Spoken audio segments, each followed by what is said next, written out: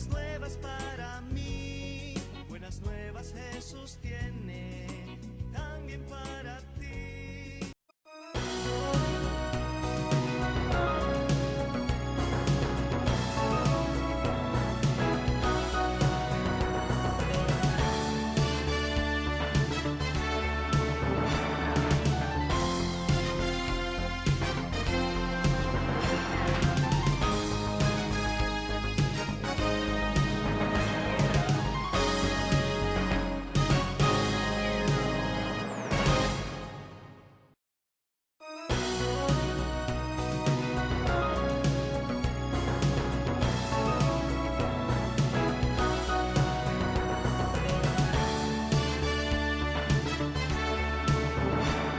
Buenos días, querido televidente. Para mí es un gozo poder llegar hasta usted a través de su programa Buenas Nuevas.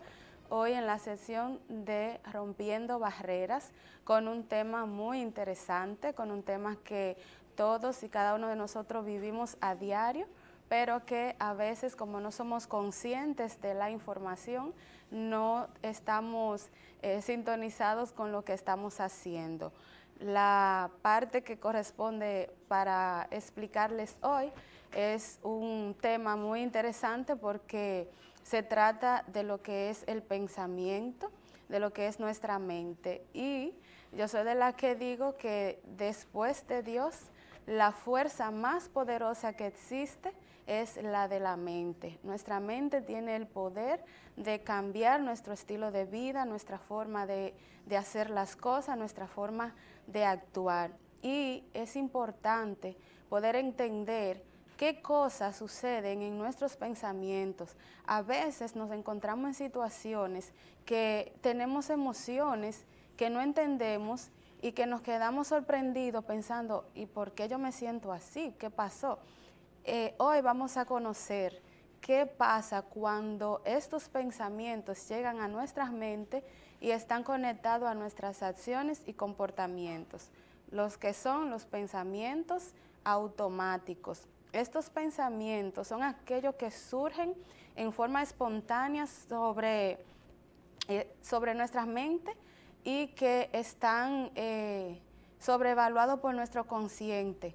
Los pensamientos automáticos son cogniciones que median entre los sucesos externos y la reacción emocional que nosotros hacemos ante estos sucesos. Estos pensamientos automáticos, como su nombre lo indica, son autónomos, es decir, ellos no piden permiso para venir a nuestras mentes.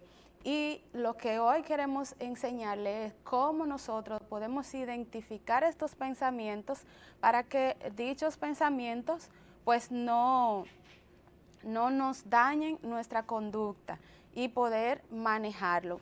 Según la teoría de Aaron Beck, quien es conocido, es muy famoso, un psiquiatra y psicólogo estadounidense, él dice que las personas sufrimos más debido a la interpretación que hacemos de las cosas y de los sucesos, más que por el suceso en sí. Es decir, que lo que nosotros pensamos y cómo pensamos las cosas es lo que nos motiva a accionar y a reaccionar. Y muchas veces los sucesos no son ni siquiera el detonante en sí que nos hace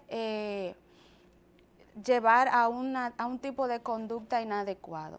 Los pensamientos automáticos realmente no son tan malos cuando no son negativos, porque estos pensamientos automáticos nos ayudan a reaccionar en momentos que debemos de hacerlos rápido. Pero cuando son negativos, que es lo que me voy a enfocar hoy, conllevan a lo que son sentimientos y emociones negativas, tanto como la ansiedad, la depresión, la ira, la confusión mental, la persona no piensa claramente las cosas.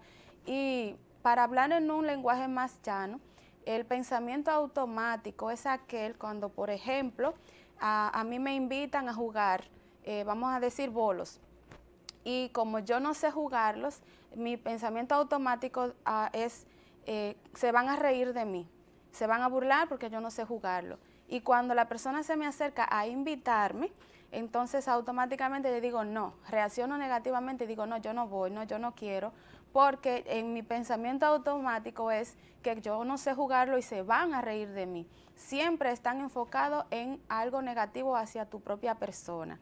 Otro ejemplo es cuando se presenta la oportunidad de algún trabajo y tú empiezas a indagar sobre ese trabajo y conoces a una persona y le ves un temperamento un poco fuerte, automáticamente te llega el pensamiento de que esa es una persona conflictiva y que tú vas a tener problemas y que esa persona no te va a dejar adelantar en tu futuro, y entonces todos esos pensamientos te llegan automáticamente y tú dices, no, gracias, no acepto el trabajo. Entonces vemos cómo de manera muy significativa estos pensamientos negativos automáticos influyen en nuestra forma de actuar, y es importante aprender a reconocerlos, entendiendo que estos pensamientos automáticos, por ser,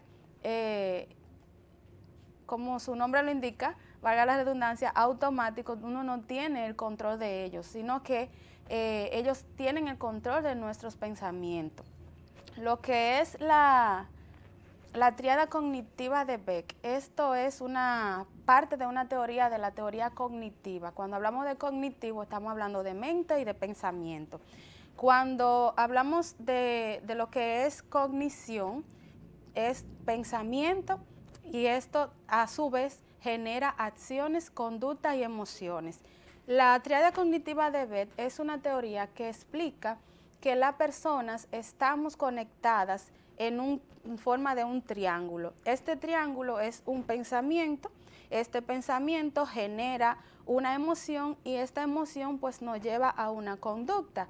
Un ejemplo de ello sería que una persona que padece ansiedad y que se dice a sí mismo, es decir, el pensamiento, seguro me va a dar una crisis de ansiedad, no soy capaz de superar esto, nunca voy a poder sentirme bien. Este tipo de pensamientos entonces da un resultado generado de emociones negativas que entonces pueden generar en tristeza, en angustia, en ansiedades, y entonces esto conllevará a una conducta donde la persona va a experimentar físicamente una crisis de pánico. Eso es lo que es la tríada cognitiva. Un pensamiento genera una emoción y la emoción entonces conlleva a una conducta. Cuando no tenemos control de estas cosas, lamentablemente se hace empírico en nuestras vidas, se hace constante, y entonces la persona sufre muchos trastornos, sufre muchas ansiedades y cosas negativas porque no tiene conciencia clara de lo que está pasando.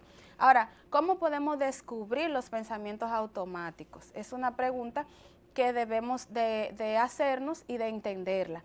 Los pensamientos automáticos se ven como espontáneos, es decir, llegan solos, entran de golpe a la mente. Estos son engañosos y determinan estereotipos o juicios que parecen verdaderos. A menudo los pensamientos automáticos se expresan en términos de habría de, tendría que, debería de haber hecho, debería esto, ¿qué puedo hacer con esto? La gente se tortura a sí misma pensando en obligaciones que a lo mejor no le competen y no le pertenecen, y empiezan a decir, bueno, pero deberían de hacer tal cosa, o yo debería de colaborar en esto, en aquello, y quieren siempre como en un momento determinado resolver los conflictos del otro. Y esto entonces genera una crisis, porque nosotros no estamos capacitados para ayudar a que el otro cambie, si tú no cambias tú mismo. O sea, primero debo de cambiar yo y luego ayudar con mi conducta a que el otro mejore. Pero los pensamientos automáticos entonces se enfocan en que tienden a dramatizar, o sea, suponen lo peor. Con esta forma nosotros podemos entender e interpretar que nos está pasando en ese momento un pensamiento automático. Ejemplo, cuando un hijo sale de la casa y son las 11 de la noche, suena el teléfono, la madre por lo general está despierta esperando que su hijo llegue sano y salvo, pero en lo que está esperando, su mente está enfocada en esos pensamientos automáticos de la violencia que hay en la calle, del peligro, de todo lo que le puede hacer daño a su hijo. Suena el teléfono y lo primero que la madre en ese momento le llega el pensamiento es, ya lo matan, ya le pasó algo. De seguro me están llamando porque está en el hospital. Y cuando coge la llamada, a lo mejor es una llamada equivocada, pero como su mente está enfocada en que su hijo está fuera de la casa, el pensamiento automático, entonces, como supone lo peor generalmente, entonces la madre lo que piensa es que algo le pasó a su hijo. Lo digo de esta manera para que podamos entender un poquito mejor de qué estamos hablando, qué es lo que hace el pensamiento automático. Dentro de las características que posee el pensamiento automático está lo que es la distorsión. Cuando hablamos de distorsión cognitiva, es una forma de error, es una disfunción o una inconsciencia de una realidad de un suceso. Una distorsión cognitiva viene entonces como resultado el pensamiento automático. Entre sus características tenemos que son mensajes específicos y que son discretos. A menudo parecen compuestos como por palabras, frases o imágenes mentales donde la persona se hace la idea de que lo que le pasó a otra persona le puede pasar en sí o a alguien querido. Los pensamientos automáticos, no importa lo irracionales que parezcan, siempre son creídos por nosotros. Lo creemos al punto de que nos conllevan a sentir y a expresar en conducta lo que hemos sentido en el momento. Si, por ejemplo, yo paso por un lugar o estoy sentada en un lugar en mi trabajo y alguien pasa y no me saluda, el pensamiento automático es, algo le pasa a esa persona, tiene algo contra mí que yo habré hecho, y comienzo a hacer un mundo de pensamientos negativos hacia esta persona y su conducta, que cuando de allá para acá la persona vuelve y me dice hola, yo no le respondo. ¿Por qué? Porque mi pensamiento automático es que ella tiene algo contra mí, mi emoción negativa fue contra esa persona y entonces mi conducta es no saludarla porque ella tiene algo contra mí. Entonces es importantísimo reconocer cuando nosotros estamos ante un pensamiento automático. Tienen muchas características más, pero por cuestión de tiempo, ¿verdad? Solamente voy a mencionar las más importantes. Ahora, ¿cómo manejar los pensamientos automáticos? Esa sería la pregunta más significativa de hoy. ¿Cómo nosotros podemos manejar los pensamientos automáticos? Porque ya sabemos que lo tenemos, que no somos, que no tienen excepción de persona, ni de edad, ni de estado mental. O sea, el pensamiento automático es un líder y está en toda la mente del ser humano. Ahora, lo que sí debemos es aprender a cómo manejar estos pensamientos. Y hay una serie de actividades y estrategias que podemos utilizar y entre ellas está la número 1, que es anotar la situación, la emoción y el pensamiento. Es decir, es llevar un registro de los pensamientos automáticos negativos que pueden ser difíciles de detectar y de elaborar, pero que al sentir una emoción desagradable después de un pensamiento, uno lleva un registro de esto y podemos entonces codificar el pensamiento automático. Luego de que se anota la situación,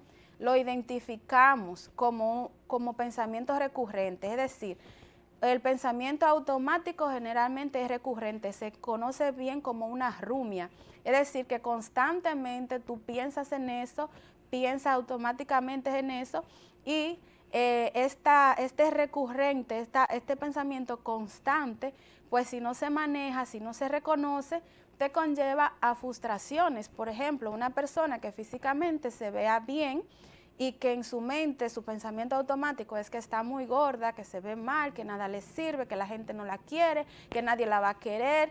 Todo esto conlleva entonces a una baja autoestima como emoción y comportamiento de este pensamiento automático. Por eso es que es importante identificar qué recurrencia tiene. Lo otro es evaluar el grado de realismo. Hasta que tú no reconozcas que lo que estás haciendo vino por un pensamiento irracional, una cognición irracional o automática, entonces tú tienes que analizar si realmente eso que tú estás sintiendo es algo que es real o es ficticio. El objetivo es entender que aunque tiene parte de verdad, tendemos a sobrevalorar y a sobrevaluar lo que realmente significa. Ejemplo, si vemos en la noticia que falleció el padre de cierta persona, nosotros entonces automáticamente pensamos, wow, le puede pasar eso a mi papá, y viene una tristeza, una angustia, y hasta que yo no vea que mi papá está bien, me quedo con esa rumia, me quedo con ese pensamiento, y entonces luego yo tengo que evaluar si es real o no, porque si no es real, entonces no estoy bien en cuanto a lo que estoy haciendo. El paso número 4 es plantear pensamientos alternativos, es decir, cambiar, procurar tener alternativas de pensamiento donde, por ejemplo, pueda disminuir el riesgo de las emociones que esto me hace sentir, y debemos de pensar con frecuencia. Por ejemplo, si yo solo digo tonterías, un mensaje alternativo para esto sería, en ocasiones hablo cosas que no tienen sentido, es decir, cambiar un pensamiento irracional por uno más racional. Y esto conlleva entonces a disminuir con la práctica. Claro, esta no es que ya automáticamente hoy yo voy a tener pensamientos automáticos controlados, sino que a través de la práctica de estos consejos entonces podemos tener un dominio, no de que el pensamiento automático nos llegue, sino de poder evitar las reacciones negativas que conlleva este pensamiento. Y número 5, sustituir los pensamientos negativos por pensamientos positivos. Y número 6, hacer pruebas de la realidad. Hacer pruebas de realidad es lo que le decía anteriormente, es evaluar si es real lo que estoy pensando, si es solamente una cognición irracional mía, qué piensan los demás, y así sucesivamente. Entre los pensamientos positivos que podemos tener están, todo va a salir bien, nada es imposible, todo irá a mi favor, qué buena suerte tengo siempre, confío en que saldrá bien, si te esfuerzas lo consigues, no hay mal que por bien no venga, que esto es un dicho muy común, la próxima vez todo va a salir bien. Es decir, cambiar nuestros pensamientos irracionales en pensamientos positivos, porque los pensamientos positivos entonces generan sensaciones, emociones positivas, y estas emociones positivas pues entonces conllevan a actitudes y conducta positiva. Y para terminar, pues el libro de los libros, allí nosotros podemos encontrar siempre un mensaje, siempre una promesa, una alternativa diferente a lo que el mundo ofrece, y es la palabra de Dios.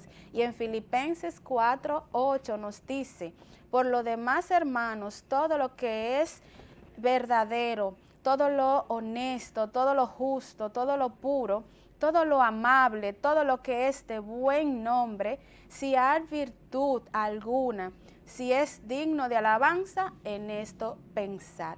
Es decir, que podemos cambiar nuestros pensamientos negativos en pensamientos positivos, y por ende nuestra conducta va a cambiar y seremos mucho más felices. Dios te bendiga, gracias por tu sintonía. Espero que estas informaciones puedan servir de ayuda para ti y tus seres queridos. Bye.